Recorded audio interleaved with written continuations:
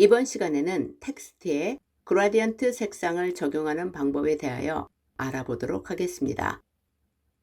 그라디언트 패널을 클릭합니다. 스와치스 패널에서 빨주, 노초, 파남보 색상을 순서대로 각각 선택한 후 그라디언트 패널에 그라디언트 색상 막대 하단으로 드래그해 무지개 색상을 추가합니다.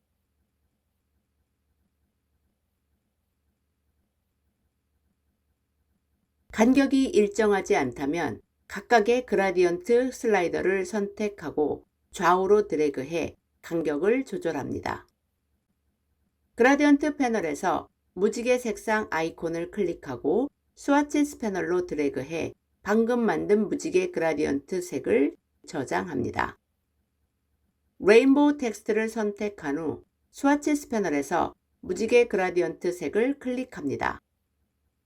보라색 글씨가 검정색으로 변하고 무지개 색상이 적용되지 않는 것을 볼 수 있습니다.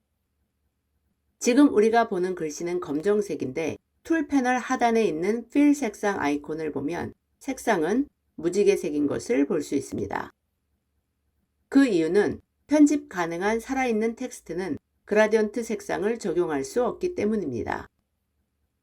이 문제를 해결하려면 텍스트를 드로잉과 같은 패스로 변환해야 합니다.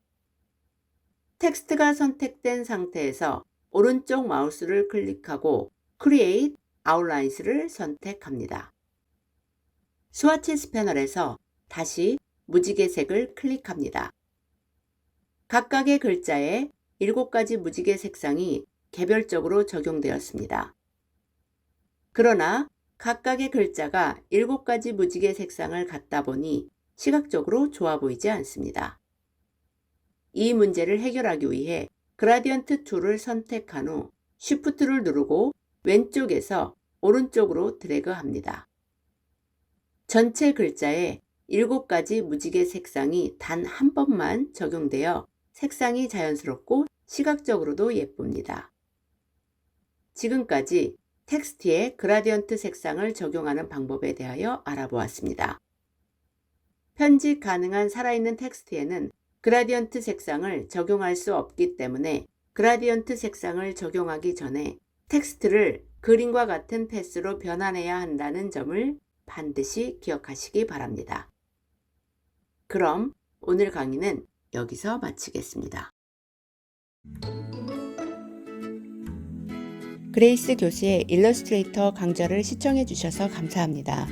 모든 강좌를 빠짐없이 수강하기 위해 순서대로 다음 비디오를 시청해 주세요. 일러스트레이터를 배우고 마스터하기 위해 구독과 좋아요 버튼을 눌러주세요.